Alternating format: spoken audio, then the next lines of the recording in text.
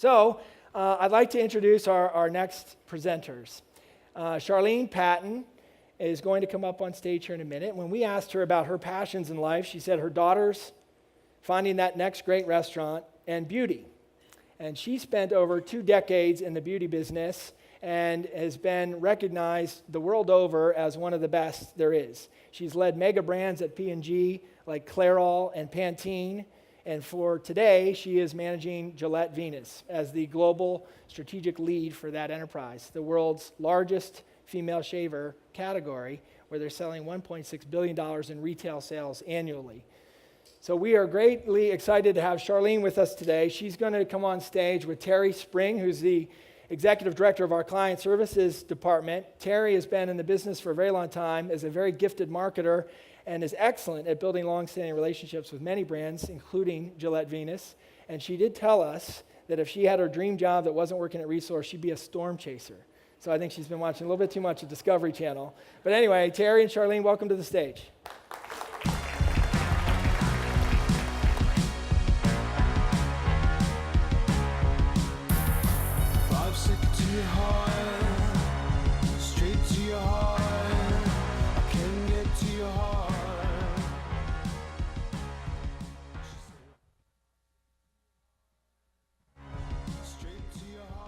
Capacities over the last several years and have had a long-standing relationship. She's one of the most authentic marketers that I've ever had the opportunity to work with. She personifies the open brand, not only how she attacks her business, but also how she interacts with her agency partners and her brand team. So I'm excited to be up here with her today. Happy to be here. We're going to talk a little bit about how she and her team have tackled balancing scaling global equity with personalized content. So, are you ready? I'm for ready. this? Let's do it. So, you've been at P&G for almost 20 years now. Yes. Starting at age 15. Yeah. Right? Is that right? Something like that. That's what I thought. And you've seen a lot. Mm-hmm. How has digital changed what you've done in your marketing team? It's actually really fun to look back on. Honestly, when I started with the company, there was no such thing as digital. I think Al Gore was still inventing it at the time. So when I graduated from high school, to make myself really old, my graduation gift was a typewriter. So everybody know what that is? Yeah, exactly. I am far from a digital native. And I think like most companies, digital at first was treated just like a medium. We had our TV plan, we had our print plan, our out-of-home plan, and of course we had our digital plan. And that quickly became old school, right? Partly for the reason that's behind us, that we know that the path to purchase is not just influenced by digital in one area, but it's throughout. In this case, it happens to be a male path to purchase from Gillette. But if you look at those numbers, it's mind-blowing. Even awareness, TV is neck and neck with online.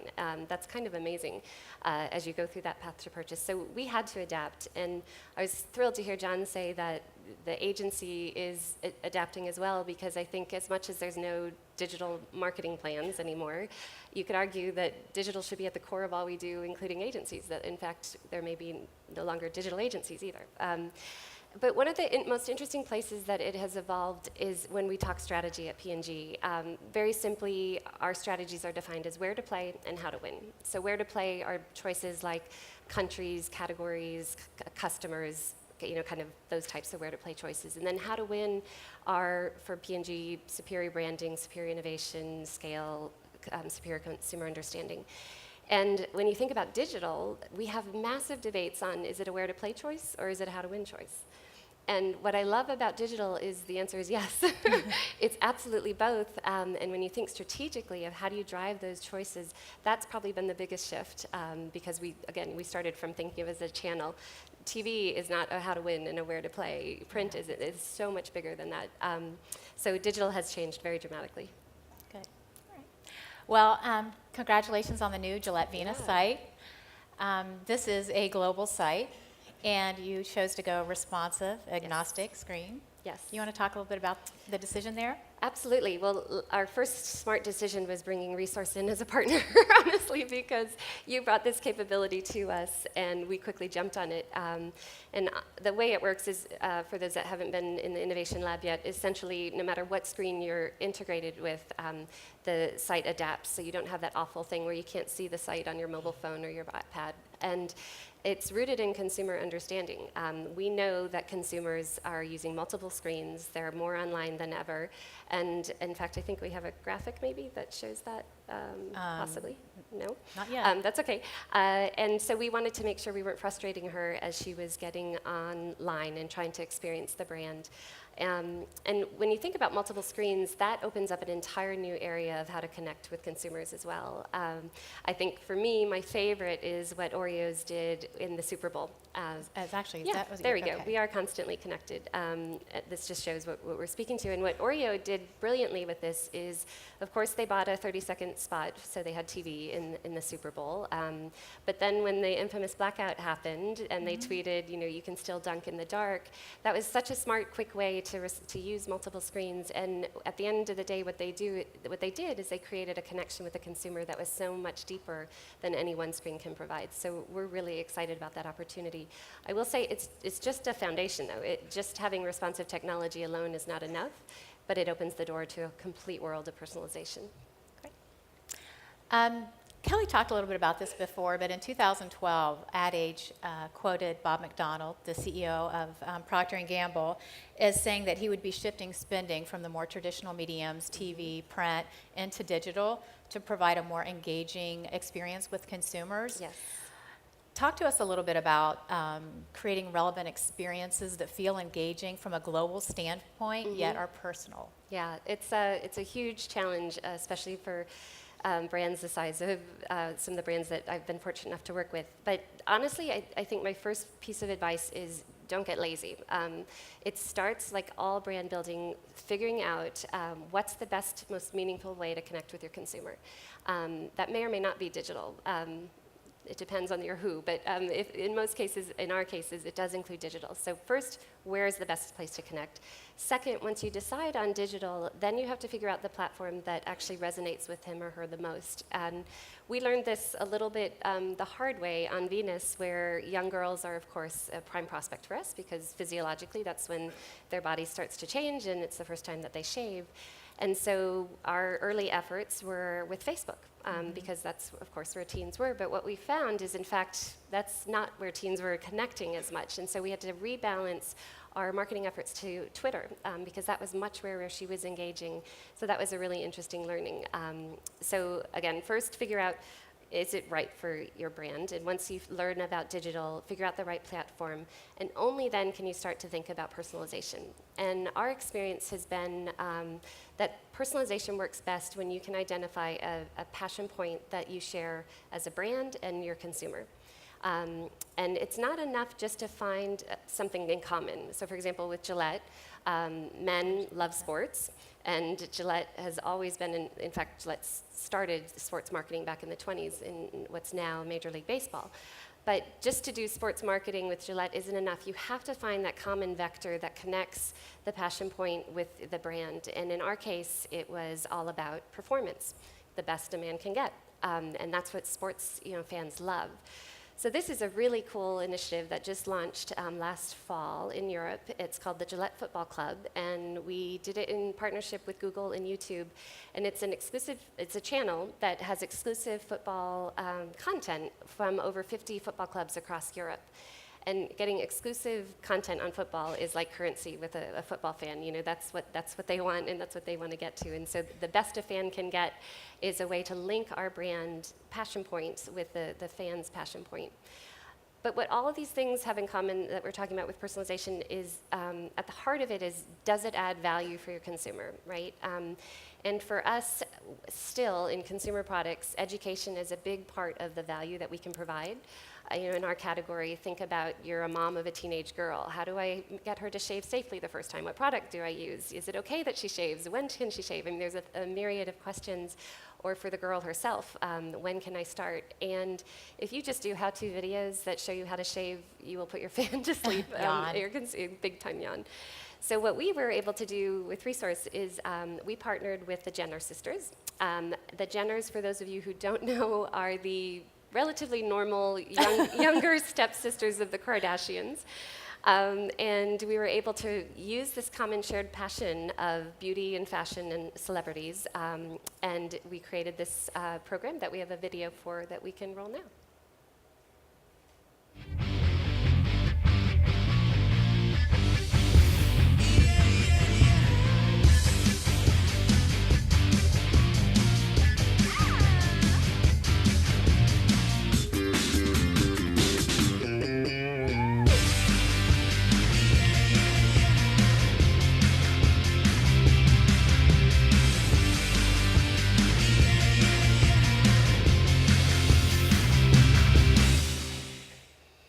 So wildly successful program for us that we've been able to measure, and we've been able to see the results amongst our younger teen program. So in net, what we did there is we mined the consumer data to get to an insight that was very compelling, and then we wrapped it in this edutainment shared passion idea.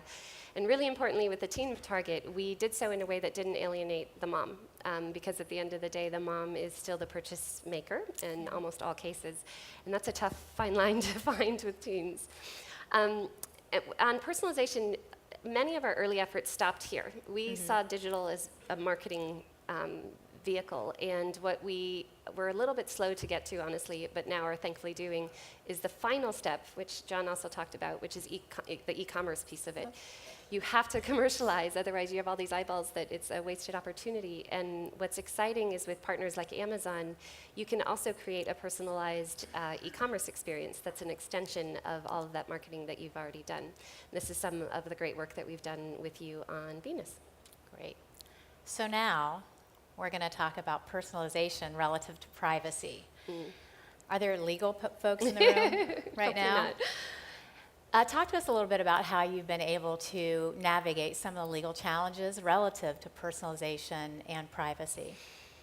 Oh boy, so legal is everyone's least favorite part of the job sometimes. Yes, P&G is conservative. We are very known to be that way, but I think the key is why. And every single day, P&G serves 4.6 billion consumers globally. So when you think about getting personal with 4.6 billion people, it's a little bit daunting. But it's also, it's a huge privilege and a huge responsibility. We value doing the right thing for the consumer, and we all know if you violate that trust, A, you can't get it back, and B, it's going to spread globally. It could spread globally overnight because of social media now. Right. And P&G, we operate in 75 countries, so we do have a lot to lose and a lot at risk if we do the wrong thing for consumers. So we take privacy extremely seriously, and we are a bit guarded in that.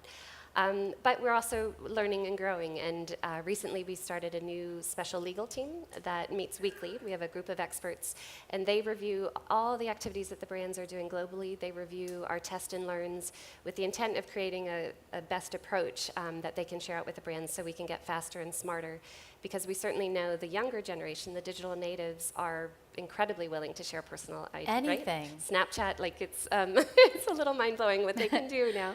So we don't want to be left in the dust, and we of course continue to work with all of our platform providers on how to bring opt-in and PII in a really relevant way, but one that respects what we value. Good. You know, we talked a little bit about how just a few short years ago, putting your credit card number online was unheard of. Why would you do that? Yeah. That's so risky. Right. And now we're doing it on a daily basis. Daily basis, without thinking twice. So, exactly. A lot of information out there. Some smaller companies aren't really restricted by some of the same legal challenges that larger corporations are. So there is that possibility that some of these smaller, more nimble companies can take that digital space and make more of it as a result. Yeah. How do you maintain your competitive advantage when you know that you're competing against smaller companies who don't have some of those same challenges? Yeah, I'd say two things. The first is what Nancy talked about in the beginning. What digital has done more than anything is it's democratized ideas. Yeah, And it at the does. end of the day, what wins is the best idea that adds the most value for consumers. So you can be a big company or a small company to do that. And that's what I challenge my team with is, we've got to resonate. We've got to find that mind and heart-opening insight that makes her crave us. So that's the first thing. But secondly, we really don't see this as a restriction so much as a risk decision. We look at every one of these decisions and assess what's the risk to the consumer. On Venus, for example, I have the privilege of leading a brand that 50 million women use every single day. 50 million women, that's my job to make sure that she is not only delighted, but that she's doing it safely. Yeah. And so, yes, we do analyze those risk decisions through the lens of the consumer, but I think rightfully so, because again, that's ultimately what she's trusting in us. I will say, though, that we're not unilateral in how we look at risk. Not all brands are treated the same, not all situations are treated the same, and I think rightly so. And one of the best examples is with Old Spice. I think everyone remembers the wonderful Smell Like a Man campaign. And what's beautiful about this, there's 1,000 things we could spend all afternoon on this one alone, but Smell Like a Man was never tested, which is just incredible. And one of the reasons that this worked so well is it fit with the equity of the brand so beautifully. And by not testing it, we were able to do some of the spontaneous things like the tweets with Isaiah Mustafa, who's pictured here, and that, of course, were one of the best digital marketing, I think, campaigns of all times. So we're not unilateral in how we approach that, and we really do try to assess what's right for the brand. This was perfect for Old Spice. It probably wouldn't have made sense for Pantene or for Tide, for Probably example. not. All right. You've been an incredible digital partner, agency partner, and you've built a really strong foundation for Gillette Venus, a digital foundation. Yeah. Talk to us a little bit about how you have been able to prioritize digital in a large company like that with such a large brand.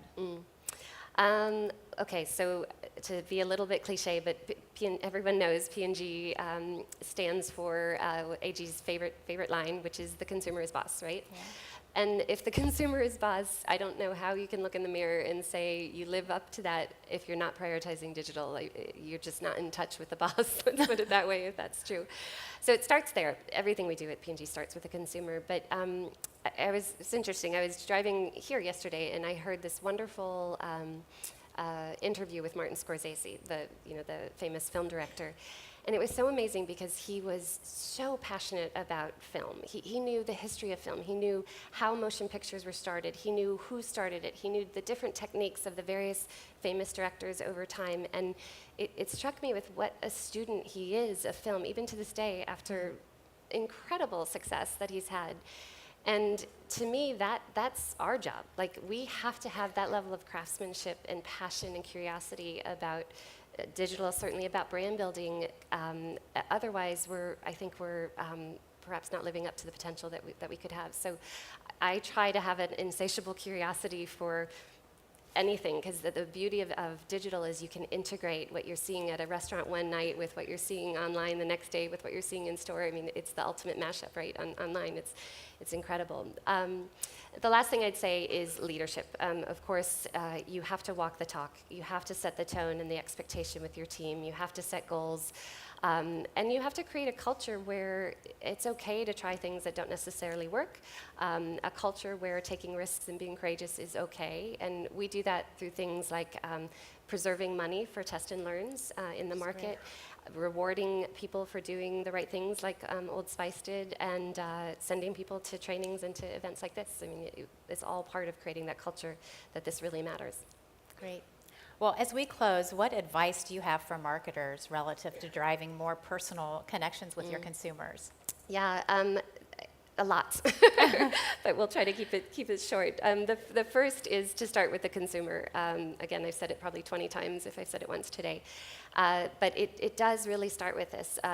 I think it's a privilege to serve the consumer in her most intimate way of interacting with a brand, right? If you think about the various screens in his or her life, this is a graphic that kind of expresses this. Each screen is different, right? The internet is treated like a parent. Online video is the best friend. The mobile is the most intimate. That's the one that's literally held by their heart often. It's going to bed with them often. It's the first thing they wake up to before their spouse often. I mean, it's a very intimate experience, and so you have to understand how each one of these vehicles, these devices, comes to life in his or her life, so that then you can provide an experience that's very valuable. So number one starts with the consumer. Secondly, what we talked about, personalization, it's the exciting realm. It's like the unknown frontier. I think that makes digital so vast and so challenging yet rewarding. Again, for us, Shared Passion Points has been a great place for us to do that, and it really helps for us to do it.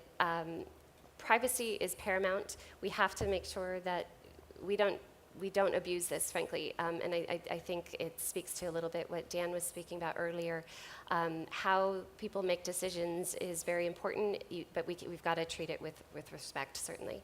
And then finally, being courageous and creative is critical. I really think this is the place that, honestly, think personal turns inward. It's not about the consumer, but we should be creating things that we personally are proud of, that take some courage, that definitely take creativity, that are creating this new frontier together. And that, to me, is how, think personal and be personal is brought inward. And that's, to me, also the most exciting part, because you see it. When you see a good idea, you can taste it, you can feel it, but it starts with being courageous.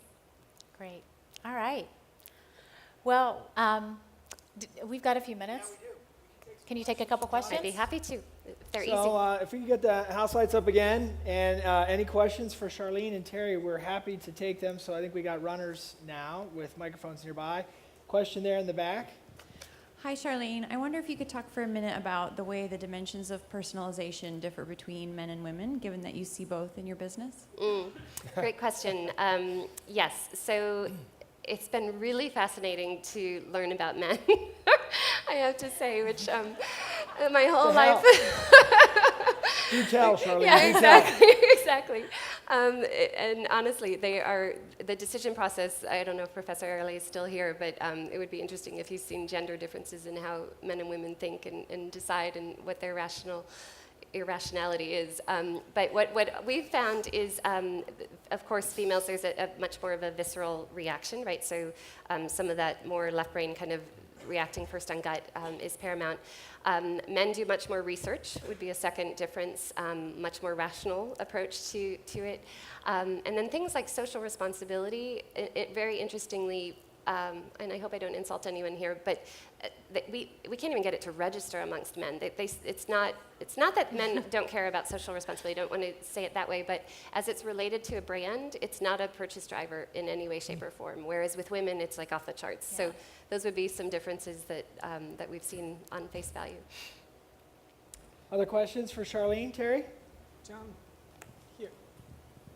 This one over there looks like. Somebody. I have a question. Over here, thank you. Hi.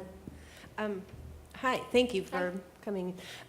You talked a lot about creating a personalized experience for the younger consumer, the POMI. Can you help us understand your approach to doing that, understanding that you had two targets that you were hitting, and still maintaining the brand integrity, the overarching brand integrity? Yes, I think I understand the question. It's really critical, actually, because shaving especially is a very, very, very intimate and very personal decision, right? And often mothers don't want their teens to shave, and often teens want to shave, and so we have to walk that fine line. And in fact, in some regions of the world, we got in trouble where moms basically said, you're trying to push sexuality on our child and stop it. And so we're very careful, and we work very closely with Resource to make sure the tone of voice is one that's a partner, number one. That secondly, the mom is an equal partner in what we do. It is the mom's choice and the mom's right to say yes or no, and then once she gives that and grants that permission, we can talk to the teen. And then when we speak to the teen, we make sure we do it in ways that the mom is also seen as the advocate, not the enemy. And not all brands do that, and I think that's worked really, really well for us. Yeah. Others? One over there, it looks. Over there? Hi, thank you for your talk, very interesting.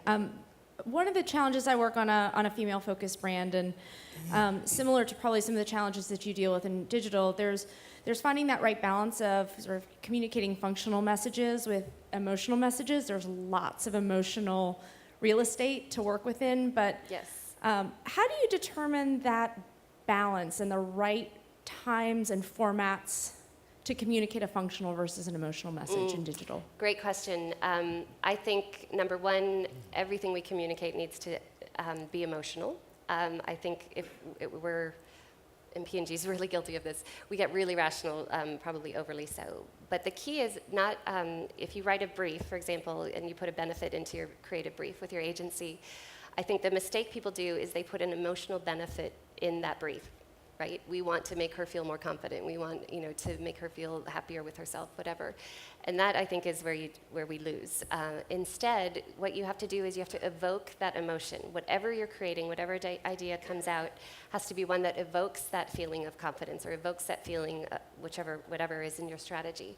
And that's really hard. It's one thing to tell her to be confident, but a harder thing to evoke that from her. And that's where I'd focus your efforts. Your functional benefit is almost your reason to believe that ultimate emotion, right? So those two things work really, really closely hand in hand. And so that's why I think you need both, but definitely don't just do the performance, or in today's world, you're going to be left behind. Anyone else? Here we go. One here in the front. I think we can take one last one. Microphone is on the way. And the feedback. Hi there, thanks again. Just one quick question around user-generated content. Understanding you're creating briefs and evoking a voice that pushes content to her, and your focus has been Twitter. Yeah. How do you manage the interactivity among your consumers? Well, we have, I can't remember what brand was talking about, community managers, for example, that, of course, monitor everything. We work with the resource in their incredible room that John showed earlier to make sure that we're in touch with what she's posting, as well as responding where it's relevant. But I think that that's the easier stuff in my mind. Honestly, the harder stuff is internally and giving up control.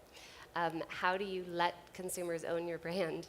Really, really. And that is something that I think you have to walk the talk again and take a little bit of risk and try it. The way Old Spice did was beautiful and legendary, but they don't always work that way, right? And that's okay, because you're going to learn from it. So how do you, as a leader of your business, say, yeah, you know what, our job is to own the equity. Our job is to include the voice or create the voice of connection with the consumer, but then equally our job is to listen to what she has to say to us and watch what she has to say to us. And that's the much more the magic. Thank you very much, ladies. Absolutely. Yes. Thanks, Terri.